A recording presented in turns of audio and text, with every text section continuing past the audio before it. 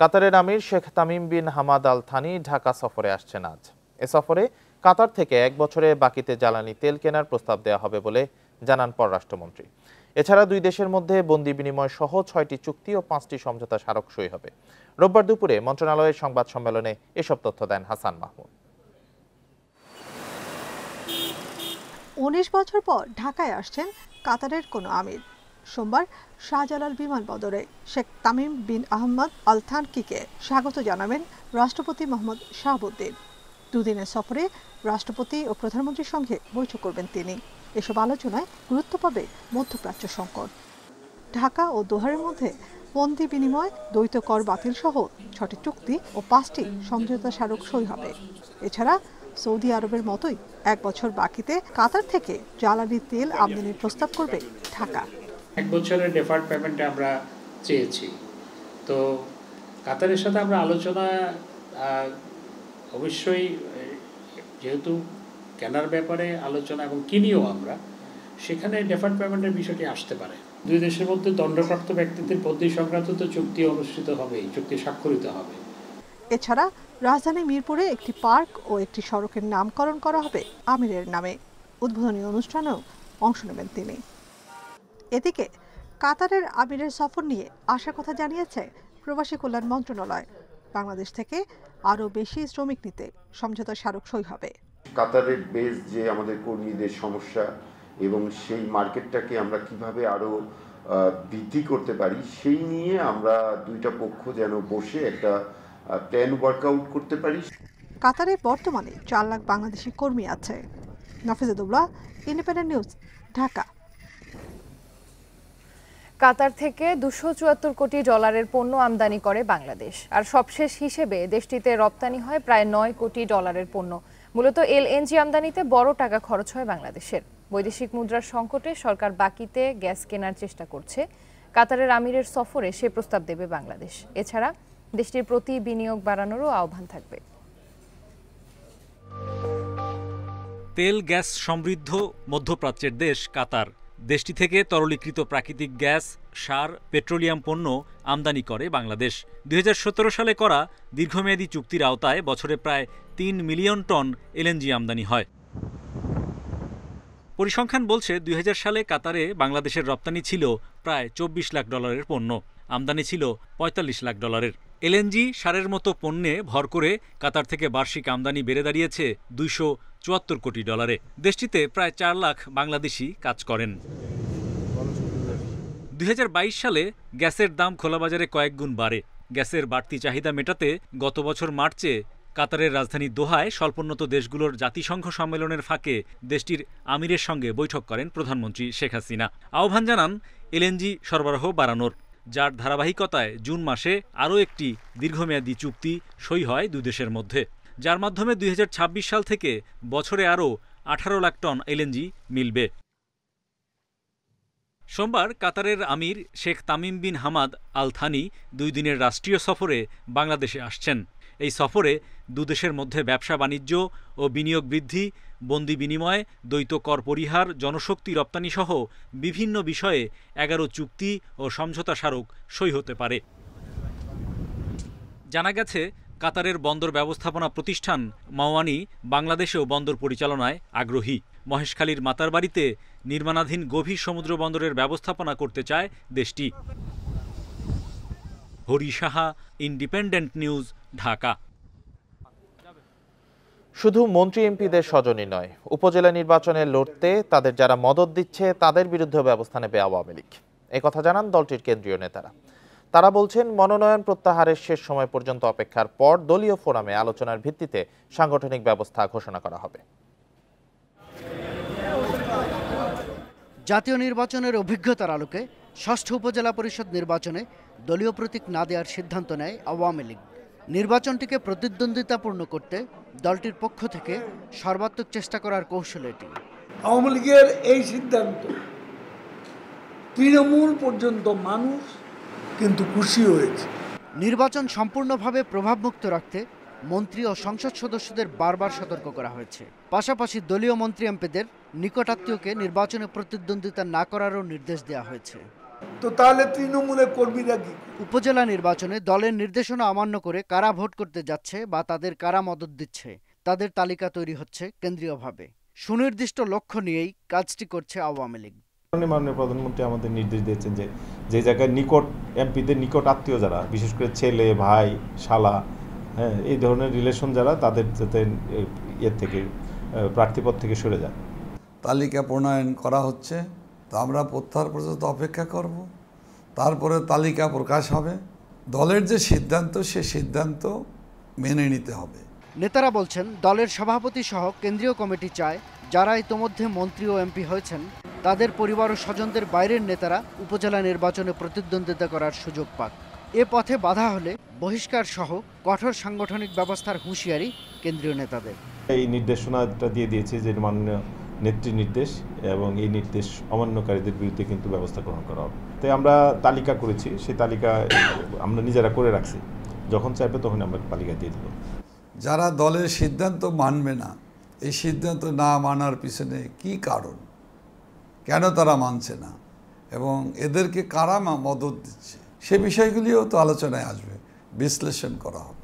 নেতারা বলছেন আওয়ামী লীগ চায় প্রভাবমুক্ত নির্বাচনের মাধ্যমে যোগ্য নেতারা জনসেবার সুযোগ পাক, বিকশিত হোক নতুন নেতৃত্ব। শক্তিশালী করার জন্য কাজ। শাহাদাত স্বপন, ইন্ডিপেন্ডেন্ট নিউজ, ঢাকা। আবারও একই দিনে পাল্টাপাল্টি কর্মসূচির ঘোষণা দিয়েছে বিএনপি এবং আওয়ামী লীগ। আগামী ২৬ এপ্রিল নয়াপল্টনে দলের কেন্দ্রীয় কার্যালয়ের সামনে সমাবেশের ঘোষণা দিয়েছে বিএনপি। একই দিনে গুলিস্তানে আওয়ামী লীগও কেন্দ্রীয় কার্যালয়ের সামনে শান্তি ও উন্নয়ন সমাবেশ করবে। রোববার ঢাকা মহানগর দক্ষিণ আওয়ামী লীগের প্রেস বিজ্ঞপ্তিতে বলা হয়, সমাবেশে প্রধান অতিথি থাকবেন দলের সাধারণ সম্পাদক ওবায়দুল কাদের। অন্যদিকে বিএনপি জানিয়েছে খালেদা জিয়ার মুক্তির দাবি ও দলীয় নেতাকর্মীদের গ্রেফতার এবং সাজার প্রতিবাদে সমাবেশ করবে তারা। সমাবেশের জন্য শনিবার ডিএমপি কমিশনারকে চিঠি দেয় দলটি। এতে প্রধান অতিথি হিসেবে দলের মহাসচিব মির্জা ফখরুল ইসলাম আলমগীরের উপস্থিত থাকার কথা রয়েছে।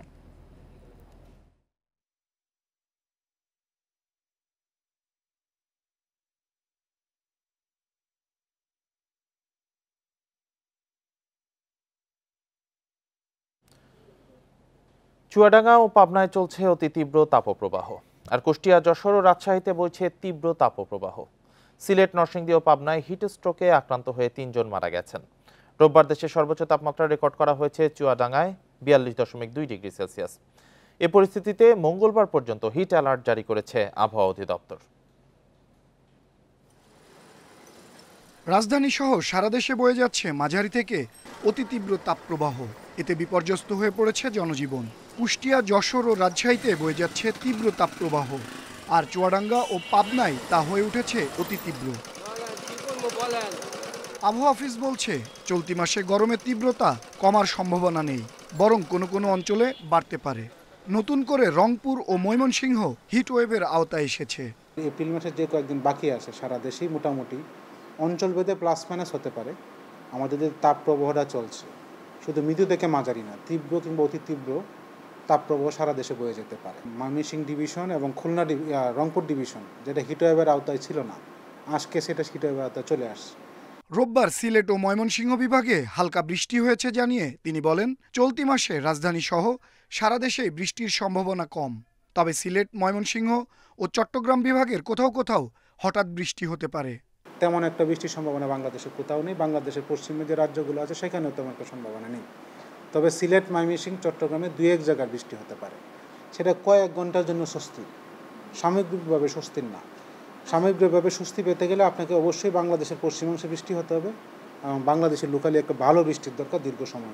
দীর্ঘ সময় অনাবৃষ্টির কারণে রাজশাহী, রংপুর ও খুলনা অঞ্চলে খরার আশঙ্কা আছে বলেও জানিয়েছে আবহাওয়া অফিস।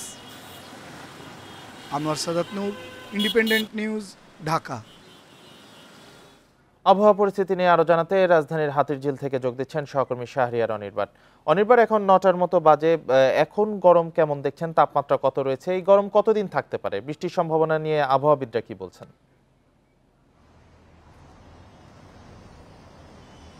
দেখুন, গত এক সপ্তাহের তুলনায় আজকে সকালটা ঢাকাবাসীর জন্য কিছুটা স্বস্তি বলা যায়। বেশ মেঘ রয়েছে আকাশে, এবং বাতাস যদি বলা যায় আবহাওয়া অফিসের তথ্য অনুযায়ী 12 থেকে 28 কিলোমিটার বেগে এখন বাতাস যাচ্ছে, বয়ে যাচ্ছে বলে কিছুটা স্বস্তি রাজধানীবাসীর আছে। আপনাকে যদি এখনকার চিত্র দেখাই, সকাল হয়ে গেছে, যার কারণে অনেকেই তার পেশাজীবী যারা রয়েছেন তারা কর্মস্থলে যাচ্ছেন এবং আবহাওয়া অফিসের যে হিট অ্যালার্ট জারি করা হয়েছে এবং সেখান থেকে বাঁচার জন্য যে কয়টি বেশ কিছু নির্দেশনা দেওয়া হয়েছে তার মধ্যে ছিল যে সুতি কাপড় পরা এবং পাশাপাশি বাইরে রোদে বাঁচার জন্য ছাতা নিয়ে যেন বাইরে বেরোয় নগরবাসী। সেটা আমরা দেখেছি যে সকাল থেকে অনেক ছাত্রছাত্রী যারা এই বিশ্ববিদ্যালয় বা পড়াশোনার জন্য বাইরে বেরিয়েছেন বা পেশাজীবী যারা রয়েছেন তাদের হাতে আমরা ছোট ছোট ছাতা দেখেছি এবং ছাতা নিয়ে তারা রোদ থেকে বাঁচার জন্য এই প্রক্রিয়াটা তারা নিচ্ছেন।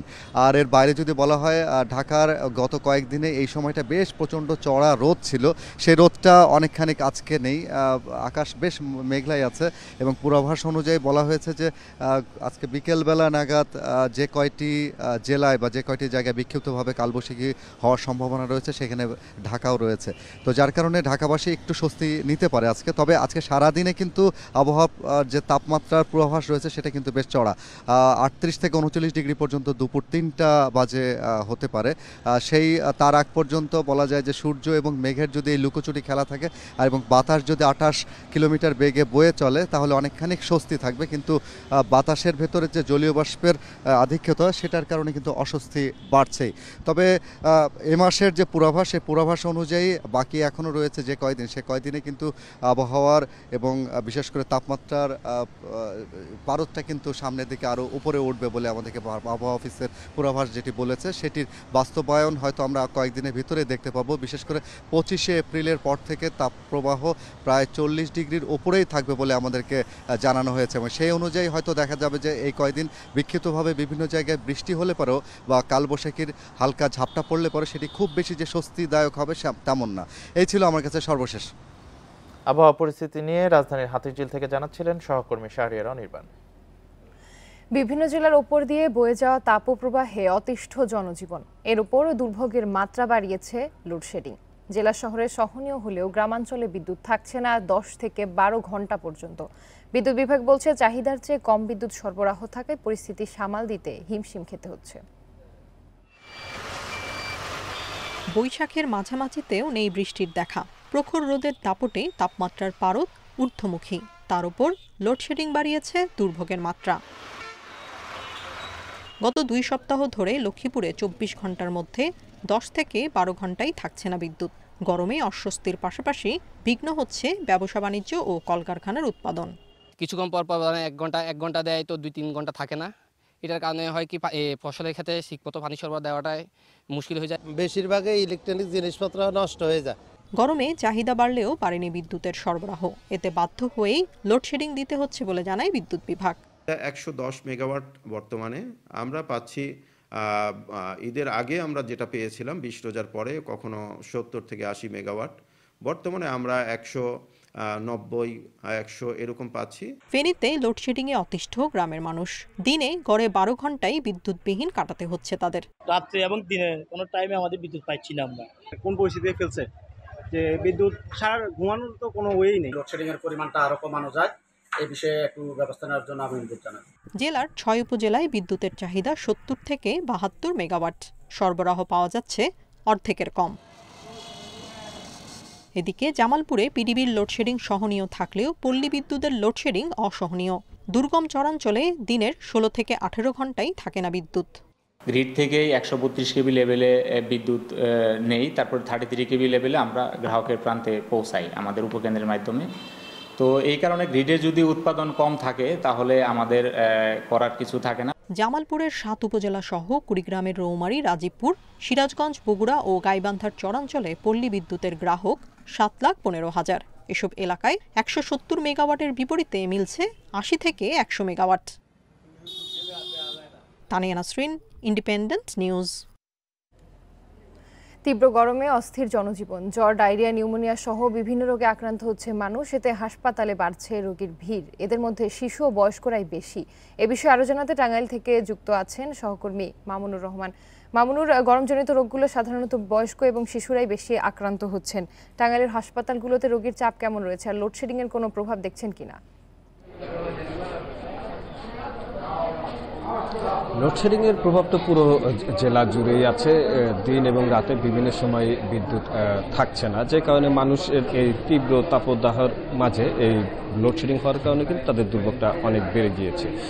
আর রোগবালাইয়ের কথা যদি বলি, আমি যদি একটু দর্শকদের দেখানোর চেষ্টা করি, আমি এখন আছি টাঙ্গাইল 250 শয্যা বিশিষ্ট জেনারেল হাসপাতালে। এই হাসপাতালে মেডিসিন ওয়ার্ডে 70 সিটের বিপরীতে এখন রোগী রয়েছে ঠিক তার দ্বিগুণের চাইতেও কিছুটা বেশি। এই যে এটা হচ্ছে বারান্দা, হাসপাতালের যে বারান্দা রয়েছে মেডিসিন ওয়ার্ডে, সেই বারান্দাতে কিন্তু অনেক রোগী চলে এসেছে, যে কারণে মানুষ কিন্তু এই গরমের মাঝে এই বেশ কষ্ট ভোগ করছে। তো আমরা রোগীদের এবং স্বজনদের সাথে কথা বলে যেটা জানতে পেরেছি, গত 4-5 দিন আগেও যারা ভর্তি হয়েছে তারাও কিন্তু এখন পর্যন্ত বারান্দাতে রয়েছে। আর বিশেষ করে শিশু এবং যারা বৃদ্ধ রয়েছে, আপনি জানেন যে এই সময়টাতে আরও বেশি আক্রান্ত হয়।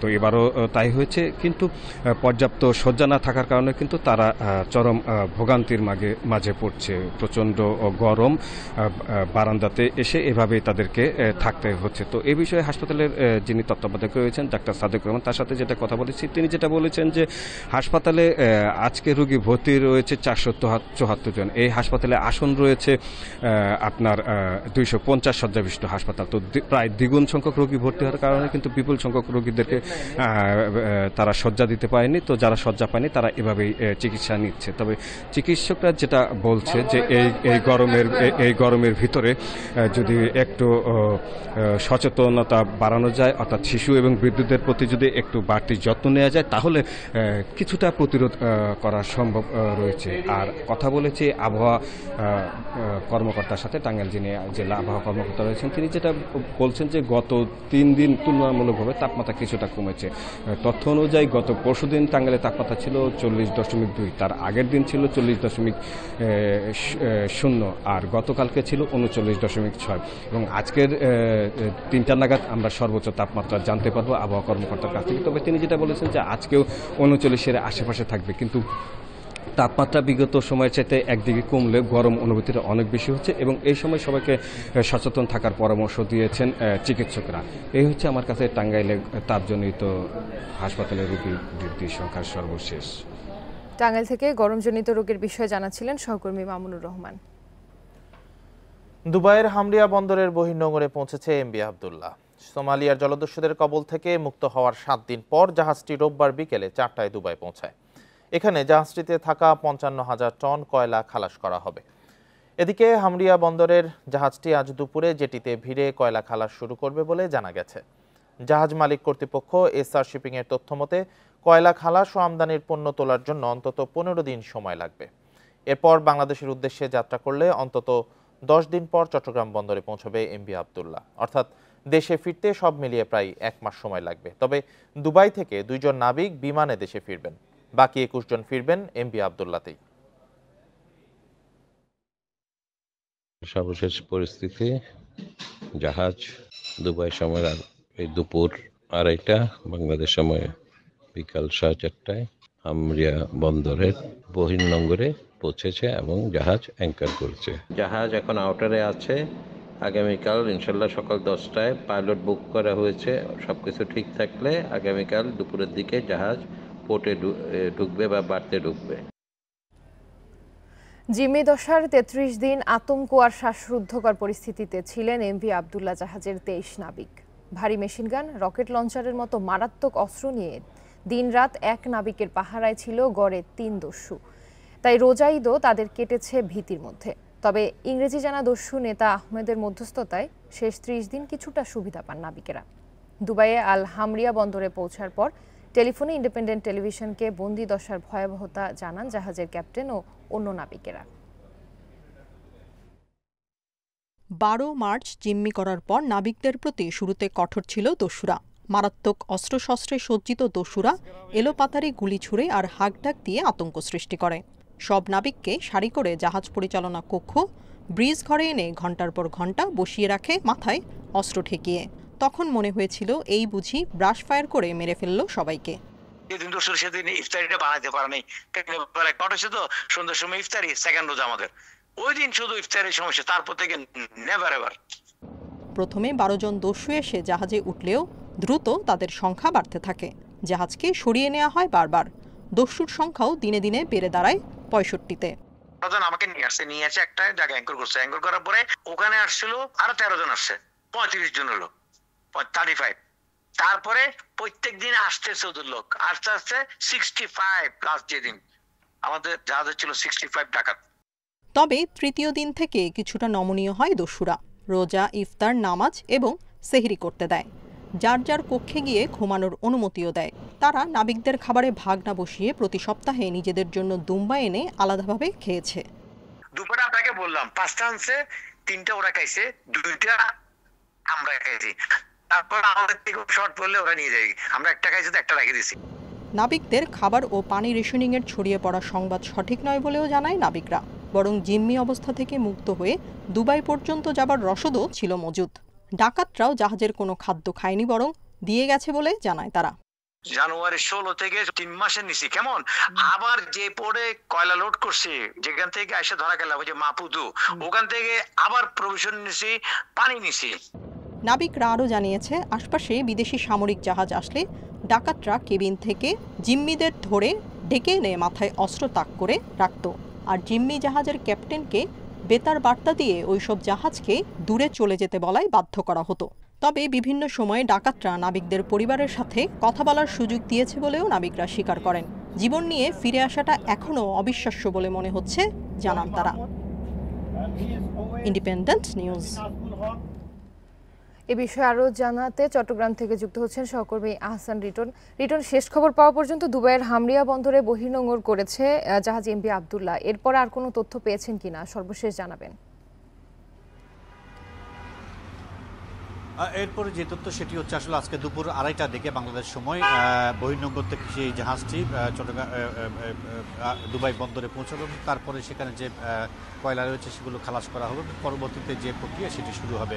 আমরা আসলে এটি নিয়ে এসআর শিপিংয়ের যারা কর্ণধার রয়েছেন তাদের সাথে কথা বলেছি। তারা যেটি বলছে সেটি হচ্ছে দুবাই বন্দরে জাহাজটি নোঙর করার পর সেখানে যে সমস্ত কয়লা রয়েছে সেগুলো খালাস করা হবে এবং যেই নাবিক সহ অন্যান্য যে সমস্ত কর্মকর্তা সে জাহাজে আছেন যে 23 জন, তাদের বিষয়ে তাদের সাথে তারা কথা বলবেন এবং যদি কেউ এখনই চলে আসতে চায় তাদেরকে উড়োজাহাজে করে দেশে পাঠানো হবে এবং বাকি যে কয়জন আছে তারা জাহাজে করে আসবেন। এই ক্ষেত্রে যেই খবরটি সবসময় তারা জানিয়ে আসেন সেটি হচ্ছে 2 জন আকাশপথে বাংলাদেশে ফিরবেন, বাকি যে 21 জন তারা সেই জাহাজের যে সমস্ত প্রক্রিয়া রয়েছে এগুলো শেষ করে আবার সেই জাহাজে করেই বাংলাদেশে পৌঁছার একটি খবর তারা জানিয়েছেন। আমরা এটি নিয়ে এসআর শিপিংয়ে যারা কর্ণধার রয়েছেন তাদের সাথে কথা বলছি। তারা যেটি বলছে সেটি হচ্ছে নাবিকদেরকে সুস্থ একেবারে অক্ষত অবস্থায় তারা ফিরে পেতে যাচ্ছেন, এটি একটা তাদের জন্য বড় খবর। পাশাপাশি যে সমস্ত নাবিক রয়েছেন তাদের পরিবারের সাথেও আমরা কথা বলেছি। তারাও যেদিন 14 এপ্রিল যখন তারা জানতে পারেন যে তাদের স্বজনরা মুক্তি পেয়েছে, তখন থেকে তারা এক ধরনের আসলে ঈদের আমেজ তারা অনুভব করছেন। অর্থাৎ এর আগে যে উদ্বেগ উৎকণ্ঠা ছিল সেটি অনেকটা কেটে গিয়েছিল। এখন যেহেতু দুবাইয়ের বহির্নোঙরে জাহাজটি আছে, এখন অনেকটাই আশ্বস্ত যে তাদের প্রিয়জন তাদের কাছে ফিরে আসবে, এটি নিয়ে তারাও আছে, প্রিয়জনের অপেক্ষায় আছে। পাশাপাশি জাহাজ কর্তৃপক্ষ নাবিকদেরকে বরণ করার জন্য সব ধরনের ব্যবস্থা নিয়েছে বলে আমাদেরকে জানিয়েছে। এখন পর্যন্ত আসলে যে খবর সেটি হচ্ছে আজকে দুপুর 2:30টার দিকে জাহাজটি দুবাই হারামিয়া বন্দরে জেটিতে ভিড় করবে এবং তারপরে অন্যান্য যে সমস্ত প্রক্রিয়া আছে সেগুলো শেষ করবে বলে আমাদেরকে জাহাজ কর্তৃপক্ষ জানিয়েছে। তো সব কিছু মিলিয়ে আসলে এই হচ্ছে আসলে আবদুল্লাহ সম্পর্কে আমার কাছে এখন পর্যন্ত সর্বশেষ। চট্টগ্রাম থেকে জানাচ্ছিলেন সহকর্মী আহসান রিটন। বাণিজ্যিক জাহাজের আন্তর্জাতিক যে রুটটি এতদিন ধরে ব্যবহার হয়ে আসছে, এখন সেটিকে অনিরাপদ মনে করছেন জাহাজ এমভি আবদুল্লাহর নাবিকরা। এসব রুটের দিক পরিবর্তন প্রয়োজন জানিয়ে জাহাজের নিরাপত্তা আরও বাড়ানোর কথা বলছেন তারা, কারণ ওই রুটের একটি বড় অংশই নিয়ন্ত্রণ করছে সোমালীয় জলদস্যুরা। তবে নাবিকদের দাবিকে অযৌক্তিক মনে করছেন জাহাজ মালিকরা। চট্টগ্রামের এসআর শিপিংয়ের জাহাজ জাহানমণি 2010 সালে জিম্মি করেছিল সোমালীয় জলদস্যুরা। 13 বছরের মাথায় ভারত মহাসাগরে একই রুটে আবারও জাহাজ এমভি আবদুল্লাহকে জিম্মি করে তারা। বাণিজ্যিক জাহাজ চলাচলের এই রুটে মূলত সোমালীয় জলদস্যুদের আধিপত্য বেশি, যে কারণে মাঝে মধ্যেই বিভিন্ন জাহাজকে পড়তে হয় তাদের কবলে। এমভি আবদুল্লাহর নাবিকরা বলছেন, বর্তমানে রুটটি হয়ে উঠেছে অনিরাপদ। এজন্য বিকল্প পথ বা জাহাজে পর্যাপ্ত নিরাপত্তা কর্মীর কথা বলছেন তারা। তারা এইটা ডিক্লেয়ার করছে, এইটাই মানে ডেঞ্জারাস এরিয়া, ঠিক আছে না, হাই রিস্ক এরিয়া। আমি ওটা যে দূরে দিয়ে যাচ্ছি। আজকে আমাদেরকে ধরার পিছনে আমি বলবো তো দোষী দিব ইন্টারন্যাশনাল ওই সংস্থাকে, যারা এই হাই রিস্ক এরিয়াকে রিডিউস করছে তাদের সাথে। তবে মালিকদের তরফে বলা হচ্ছে আন্তর্জাতিক নিয়ম অনুযায়ী বাণিজ্যিক কোনো জাহাজে গানম্যান রাখার সুযোগ নেই। আমাদের মার্চেন্ট শিপে কোনো গান রাখার কোনো ধরনের অনুমতি নাই। আজকে তো শিপিং তো এখন না 300, 350, 400 বছর থেকে শুরু হয়েছে। Never ever it is allowed. এর মধ্যে কত ডাকাতি হয়েছে, কত খুন হয়েছে, কিন্তু তারপরে জাহাজে আর্মস রাখার কোনো অনুমতি এখন পর্যন্ত কেউ রিকগনাইজ করে নেই। মুক্ত নাবিকরা জানিয়েছেন সময়মতো মালিকদের তৎপরতার কারণে জিম্মিদশায় বড় কোনো সমস্যায় পড়তে হয়নি তাদের। আলমগীর সবুজ, ইন্ডিপেন্ডেন্ট নিউজ, চট্টগ্রাম। সনদ জালিয়াতির ঘটনায় এবার কারিগরি শিক্ষা বোর্ডের চেয়ারম্যান আলী আকবরকে ওএসডি করা হয়েছে। তার জায়গায় দায়িত্ব দেওয়া হয়েছে বোর্ডের পরিচালক অধ্যাপক মামুনুল হককে। রোববার এই সিদ্ধান্ত নিয়েছে মন্ত্রণালয়। সোমবার এ সংক্রান্ত প্রজ্ঞাপন জারি হবে। এই ঘটনায় কারিগরি বোর্ডের সচিবও নজরদারিতে আছেন বলে জানা গেছে। শনিবার রাজধানীর উত্তরা থেকে কারিগরি শিক্ষা বোর্ডের চেয়ারম্যানের স্ত্রী মোসাম্মদ সেহেলা পারভিনকে গ্রেফতার করে গোয়েন্দা পুলিশ। শিক্ষা বোর্ডের কর্মকর্তা না হয়েও শুধু চেয়ারম্যানের স্ত্রী হয় সনদ বিক্রি চক্রের সাথে জড়িয়ে যান সেহেলা পারভিন, বলছে ডিবি। তাকে 2 দিনের রিমান্ডে দিয়েছে আদালত। রোববার ডিবির অতিরিক্ত কমিশনার হারুনুর রশিদ জানান, সাংবাদিক, দুদক ও শিক্ষা মন্ত্রণালয় কর্মকর্তাদের ম্যানেজ করে চলত চক্রটি।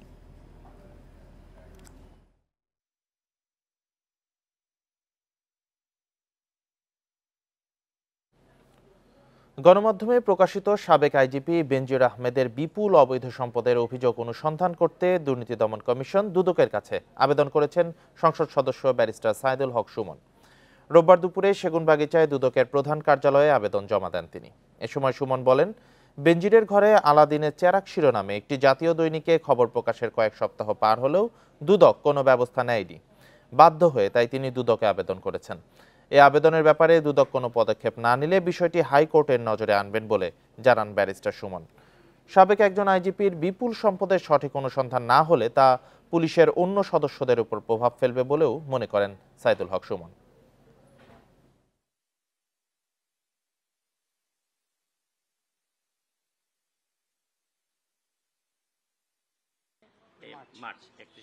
আর কিছুদিন সময় পাইলে তো গোপালগঞ্জই কিনে ফেলতেন মনে হয় উনি। বৈধ বা অবৈধ পরে যে সম্পদ বানাইছেন, আর কিছুদিন হইলে হয়তো উনার জমির উপর দিয়ে আমাদের বঙ্গবন্ধুর মাজারে যাওয়া লাগতো। উনি যে জায়গায় গেছেন মাশাআল্লাহ সম্পদের মালিক হয়েছেন। তাই এটা আমার কাছে মনে হয়েছে যে এটা একটা ইনকোয়ারি করে প্রপারলি আমাদের কাছে আসা উচিত। দুদক বলুক। মিরপুর চিড়িয়াখানার 2 একর জমি বাবুল তালুকদারের দখলে, যিনি আওয়ামী লীগ কর্মী হিসেবে পরিচিত। ওই জমিতে 400 বস্তি ঘর তুলে ভাড়া তুলছেন কোটি টাকা। আর সরকারি 2 বিঘা জমিতে রিক্সা গ্যারেজ করেছেন বাবুলের দুলাভাই জনাব আলী। এসব এলাকায় মাদক ব্যবসা করেন বাবুলের ভাই সাইফুল ও জনাব আলীর ছেলে নাদিম। 30 বছর ধরে এসব নৈরাজ্য চালিয়ে আসছে পরিবারটি। মিরপুরের শাহালি এলাকার লালমাঠ বস্তি। এই বস্তিতে গড়ে তোলা হয়েছে অন্তত 400টি ঘর। মাসে ভাড়া ওঠে 8 লাখ টাকা, বছরে প্রায় 1 কোটি। অভিযোগ, এর নিয়ন্ত্রণ বাবুল তালুকদারের হাতে। ভাড়াও তোলেন তিনি। 4,000 টাকা ভাড়া দিছি, 50,000 টাকা সিকিউরিটি দিছি। ভাড়া কাকে দেন? তালুকদারে। অথচ এই জমির মালিক মিরপুরে জাতীয় চিড়িয়াখানা কর্তৃপক্ষ। শত চেষ্টায়ও এর দখল নিতে পারেনি তারা। চিড়িয়াখানা কর্তৃপক্ষ এবং জেলা প্রশাসন এই জমি উদ্ধারের জন্য বারবার চেষ্টা করেছেন। আমরা এই জমি অবশ্যই ডিক্লেয়ার পাবো এবং আমরা জমি উদ্ধার করব। এই বস্তিতে নিয়মিত চলে মাদক বেচাকেনা। অভিযোগ আছে এর নিয়ন্ত্রণ বাবুলের ছোট ভাই সাইফুল তালুকদারের হাতে। 2টি মাদক সহ 3টি মামলার আসামি তিনি। মাদকের কোনো কারবার নেই, এটা আমাদের প্রত্যেক সম্পত্তি সিএসএ আর এসএ আমরা মালিক। অন্যদিকে শাহালি থানার সামনেই জাতীয় গৃহায়ণ কর্তৃপক্ষের আবাসনের জায়গায় গড়ে তোলা হয়েছে তোরাবালি চত্বর। সেখানে রয়েছে 2 তলা একটি ভবন। এর নিয়ন্ত্রণে আছেন সে বাবুলেরই দুলাভাই জনাব আলী। ভবনটির পেছনে 2 বিঘা সরকারি জমিতে এখন রিকশার গ্যারেজ। অভিযোগ রয়েছে এখানে চলা মাদক ব্যবসার প্রধান জনাব আলীর ছেলে জাহিদুল ইসলাম নাদিম। গাঁজা খাইতে খাই, অন্য কিছু এখানে নাদিম জনাব আলী আর এই গ্যারেজের ম্যানেজারের চাকরিতে। এই বিষয়ে ক্যামেরায় মুখ না খুললেও মুঠোফোনে জনাব আলীর দাবি এটি তার পৈতৃক সম্পত্তি। না আমার ছেলে কোনো মাদকের সাথে জড়িত নাই। চত্বরটা সহিত আবার নিজস্ব জায়গা, জায়গায় আইন মোতাবেক লেখালেখি করে ভেঙে দেন। অভিযোগ রয়েছে স্বেচ্ছাসেবক লীগ কর্মী পরিচয়ে সিটি কর্পোরেশনের রিকশা থেকেও চাঁদা তোলেন জলাবলীর ছেলে নাদিম। Khaled Raihan, Independent News, Dhaka. পরিদর্শক প্রতিষ্ঠানের রিপোর্ট জাল করে ৬ কোটি টাকার বই ছাপানোর বিল দাখিলের অভিযোগ এসেছে এনসিটিবিতে। অভিযোগ উঠেছে এনসিটিবির বিতরণ শাখার বেশ কয়েকজন কর্মকর্তা এর সঙ্গে জড়িত। তদন্তে দুর্নীতি প্রমাণ হলে কঠোর শাস্তির কথা জানিয়েছেন এনসিটিবির চেয়ারম্যান। এবছর ৩৪ কোটির মতো নতুন বই শিক্ষার্থীদের হাতে তুলে দেয় সরকার। এর বেশিরভাগই নিম্নমানের কাগজে ছাপানোর অভিযোগ উঠেছে। বিল দেওয়ার আগে কাগজের মানের রিপোর্ট দেয় জাতীয় শিক্ষাক্রম ও পাঠ্যপুস্তক বোর্ড, এনসিটিবির নিয়োগকৃত ৩টি পরিদর্শক প্রতিষ্ঠান। তবে এবার ইন্ডিপেন্ডেন্ট ইন্সপেকশন সার্ভিসেস নামের একটি পরিদর্শন প্রতিষ্ঠানের প্রতিবেদন জাল করে মাধ্যমিকের বইয়ের ৬ কোটি টাকার বিল দাখিলের অভিযোগ উঠেছে। আমার সিল, প্যাড এবং স্বাক্ষর জালিয়াতি বা নকল করে এগুলো এনসিটিবিতে গত বেশ কিছুদিন যাবৎ পিএলআই রিপোর্ট জমা দিচ্ছে। অভিযোগ আছে এসব পরিদর্শন প্রতিষ্ঠান এনসিটিবির কিছু অসাধু কর্মকর্তা যোগ সাজসে নিম্নমানের কাগজে ছাপ দেয়। ফলে পর্যাপ্ত সরকারি টাকা খরচেও মানসম্মত বই পাচ্ছে না শিক্ষার্থীরা। বছরের মাঝামাঝিতে এসেই বই ব্যবহারের অনুপযোগী হয়ে পড়ে বলে জানায় মুদ্রণ প্রতিষ্ঠানগুলো। স্কুল পর্যায়ে যান, অনেক নিম্নমানের বই পাবেন। এই বইগুলো যদি বোর্ড সঠিকভাবে তদারকি করে এবং যারা এই মান নিয়ন্ত্রণের দায়িত্বে আছে তারা যদি সঠিকভাবে দায়িত্ব পালন করে তাহলে কোনোভাবেই কোনো প্রেস বা কোনো প্রতিষ্ঠান নিম্নমানের পাঠ্যপুস্তক ছাত্রছাত্রীদের হাতে তুলে দিতে পারে না। এনসিটিবির চেয়ারম্যান জানান, নিম্নমানের বইয়ের বিল আটকে দেওয়া হয়েছে। এ বিষয়ে তদন্তে কোনো কর্মকর্তার সংশ্লিষ্টতা পেলে আইনি ব্যবস্থা নেওয়া হবে। চেষ্টা বিভিন্নভাবে বিভিন্ন রকম কেউ করতে পারে। আমি এই অভিযোগটা পাওয়ার পরে আমার কাছে যে 9টা পিএলআই রিপোর্ট জমা হয়েছে আমি সাথে সাথেই সেটা আমার কাস্টডিতে নিয়ে আসছি এবং আমি ওটা আমার জিম্মায় রেখেছি। বিভিন্ন প্যারামিটার বিভিন্ন বিশ্লেষণ করেই আমরা কালো তালিকাগুলো করে থাকি। এবছর ১১০০ কোটি টাকার বই ছাপানো হয়েছে। এর মধ্যে ২০০ কোটি টাকার বিল এখনো বাকি। এরকম ঘটনা আরও ঘটেছে কিনা তা তদন্ত করে দেখবে NCTB. Nure Alam, Independent News, Dhaka. Caesarean করে সন্তান জন্মের একদিন পর জরায়ুতে রক্তক্ষরণ, আবারও অপারেশন করতে গিয়ে রোগীর মৃত্যু। স্বজনদের অভিযোগ, অপচিকিৎসার শিকার হয়েছেন ৩ সন্তানের মা স্মৃতি। এ বিষয়ে কোনো কথা বলতে রাজি হয়নি হাসপাতাল কর্তৃপক্ষ। রাজধানীর গোলাপবাগের মনোয়ারা জেনারেল হাসপাতালে ঘটেছে এই ঘটনা। শুক্রবার রাজধানীর গোলাপবাগের মনোয়ারা জেনারেল হাসপাতালে ডাক্তার দেখাতে আসেন নারায়ণগঞ্জের বাসিন্দা মিসেস স্মৃতি। সিজারিয়ান করাতে হবে বলে ডাক্তার মনোয়ারা সুলতানার অধীনে ভর্তি করানো হয় তাকে। শনিবার রাত 10টার দিকে সিজারিয়ান অপারেশনে ছেলে সন্তানের জন্ম দেন স্মৃতি, কিন্তু বিপত্তি ঘটে রোববার বিকেলে। জরায়ুতে রক্তক্ষরণ হচ্ছে জানিয়ে আবারও অপারেশন থিয়েটারে নেন চিকিৎসকরা। সেখান থেকে আর ফেরেনি স্মৃতি। স্বজনদের অভিযোগ, হাসপাতালে সঠিক তত্ত্বাবধান হলে রোগীর মৃত্যু হতো না, ভুল চিকিৎসার কারণেই এ মৃত্যু। এটা সেলাই করে দিলে রক্তটা বন্ধ হয়ে যাবে, আর যদি বন্ধ না হয় তাহলে জরায়ু একটা ফালাই দিতে হইব। এটাতে কোনো সমস্যা নেই, কারণ আমি তো নিরুপায় ভাই। 5টা বাজে নিয়ে আরেক অপারেশন নিয়ে 2 ঘন্টা থেকে 3 ঘন্টা রাখা পরে কইতাছে আপনি যে রোগী মারা গেছে।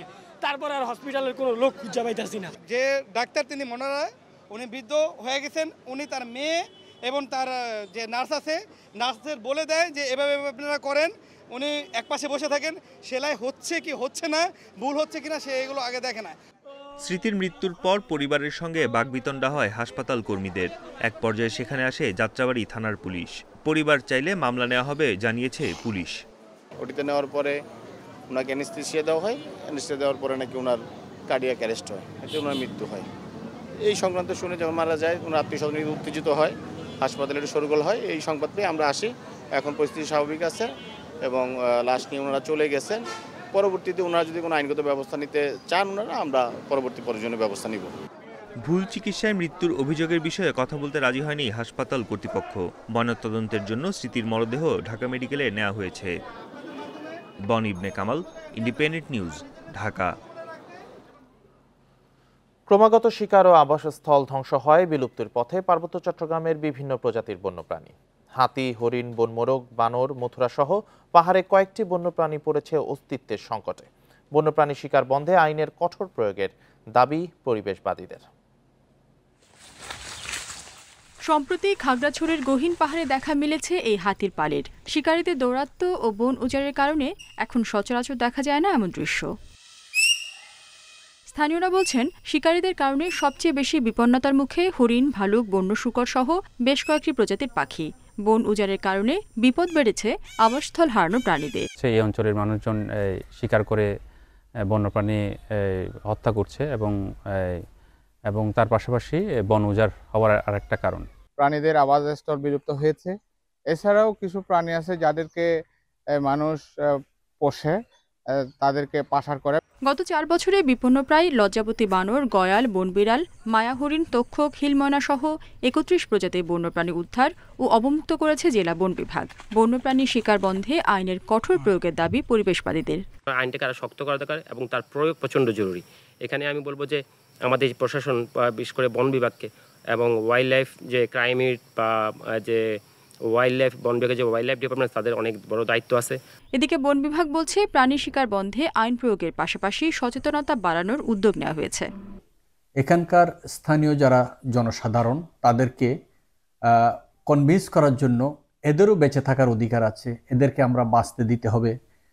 আমাদের ভবিষ্যৎ প্রজন্ম যেন এসব বন্যপ্রাণী দেখতে পায়। আইন অনুযায়ী বন্যপ্রাণী শিকার করলে 50,000 টাকা জরিমানা ও 1 বছরের কারাদণ্ডের বিধান রয়েছে। Independent news. ভয়াবহ দাবদাহের কবলে পশ্চিমবঙ্গ। পানাগড় সহ কিছু এলাকায় তাপমাত্রা ছাড়িয়েছে 45 ডিগ্রি পর্যন্ত। বেশ কয়েকটি এলাকায় জারি করা হয়েছে সতর্কতা। জরুরি প্রয়োজন ছাড়া লোকজনকে ঘর থেকে বের না হওয়ার পরামর্শ দেওয়া হয়েছে। সোমবার হালকা বৃষ্টির পূর্বাভাস থাকলেও গরম কমবে না বলে জানিয়েছে আলিপুর আবহাওয়া দপ্তর।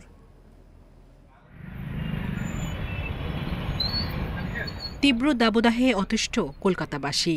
গরম থেকে বাঁচতে মুখে কাপড় জুড়ে নিচ্ছেন কেউ কেউ, ব্যবহার করছেন ছাতা, স্বস্তি পেতে পান করছেন আখের রস বা ডাবের পানি।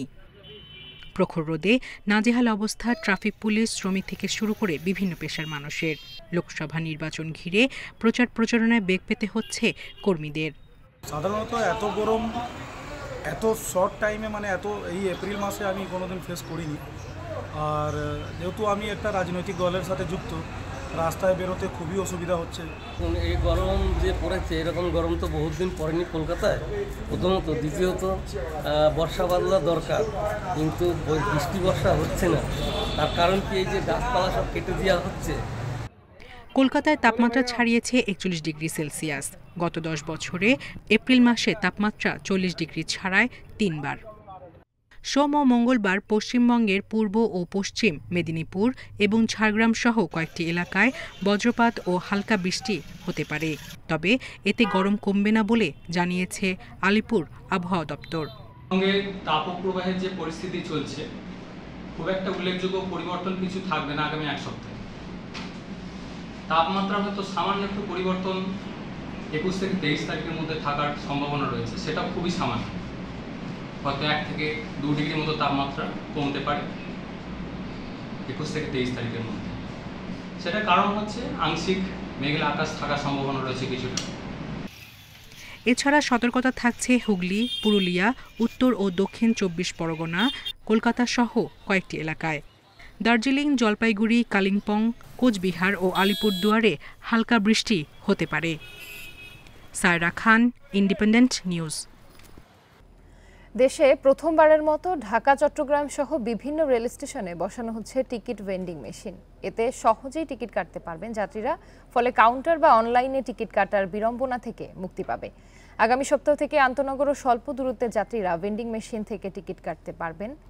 বিশেষজ্ঞরা বলছেন, এমন যুগান্তকারী পদক্ষেপে কমবে যাত্রী হয়রানি। এখন ট্রেনের টিকিট কাটা যায় কাউন্টারে এবং অনলাইনে। এর মধ্যে অনলাইনে কাটার পর মূল টিকিট সংগ্রহ করতে হয় কাউন্টার থেকে। এতে দুর্ভোগে পড়তে হয় যাত্রীদের। এ ভোগান্তি কমাতে এবার রেল স্টেশনে চালু হচ্ছে স্বয়ংক্রিয় টিকিট ভেন্ডিং মেশিন। রেল কর্তৃপক্ষ জানিয়েছে, প্রাথমিকভাবে কমলাপুর রেল স্টেশনে 4টি, বিমানবন্দর স্টেশনে 2টি এবং চট্টগ্রামে 2টি সহ বেশ কয়েকটি প্ল্যাটফর্মে বসছে 15টি স্বয়ংক্রিয় টিকিট ভেন্ডিং মেশিন। আমাদের যে বর্তমানে যে টিকিট কম্পিউটারের মাধ্যমে যে টিকিট বিক্রয় ব্যবস্থাপনা, সেই বিক্রয় ব্যবস্থাপনা আমাদের যে চুক্তি এটা চুক্তিরই অংশ, এর জন্য কোনো অতিরিক্ত কোনো আর্থিক ব্যয় হচ্ছে না। এই চুক্তিতে বলা আছে যে সারা বাংলাদেশে গুরুত্বপূর্ণ স্টেশনগুলোতে আমাদের টিকিট ভেন্ডিং মেশিন বসানো হবে। 15টা ভেন্ডিং মেশিন আমরা বসাবো গুরুত্বপূর্ণ স্টেশনগুলোতে। এই মেশিনের মাধ্যমে কয়েক মিনিটের মধ্যেই নির্দিষ্ট গন্তব্যের টিকিট কাটতে পারবেন যাত্রীরা। মেশিনে কোনো সমস্যা হলেই পাশেই থাকছে 10টি সার্ভিস বুথ। আপাতত মোবাইল ব্যাংকিং ও এটিএম কার্ড দিয়ে টিকিটের দাম পরিশোধ করা যাবে। কোন শ্রেণীর ক্লাসে কোন শ্রেণীতে টিকিট কাটবে সেই টিকিট কাটার পরে তার মোবাইল নাম্বার দিবে, মোবাইলের একটা ওটিপি যাবে, ভেরিফাই হবে, সেই ওটিপি নাম্বারটা এখানে প্রেস করবে, দেন টাকা জমা দিবে, তারপরে তার টিকিটটা চলে আসবে। যোগাযোগ বিশেষজ্ঞরা বলছেন এতে রেলের সেবার মান উন্নত হবে। তবে রেলের টিকিট সংগ্রহ ছাড়া অন্যান্য খাতে সেবার মান বাড়ানো জরুরি বলে মনে করেন তারা।